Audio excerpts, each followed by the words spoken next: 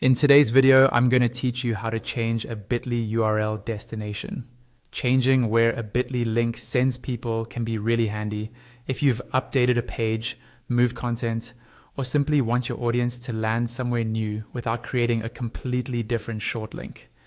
In this walkthrough, I'll guide you through exactly where to go inside Bitly and what to look for, so you can update your link as smoothly as possible. First, open your web browser and log into your Bitly account. Once you're signed in, you should land on your Bitly home dashboard. This is the main screen where you'll see an overview of your links, recent activity, and analytics. If you don't see it right away, look for the home option in the navigation and click that to make sure you're on the dashboard page. Next, on the left-hand side of the screen, find the menu and click on Links. This section is where all of your Bitly links are stored. After clicking, you'll see a list of your existing short links, usually showing the short URL, the original destination, and some basic stats like clicks.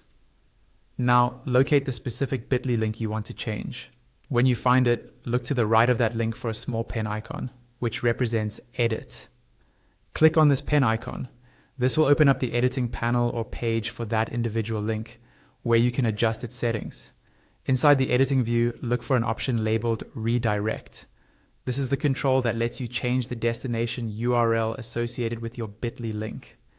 Click on Redirect to open the field where you can specify a new target address.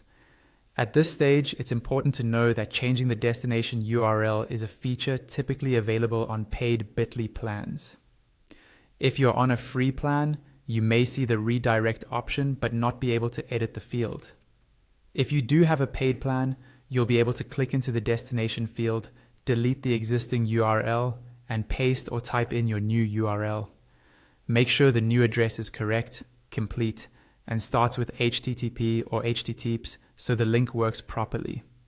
Once you've entered your new destination, save your changes.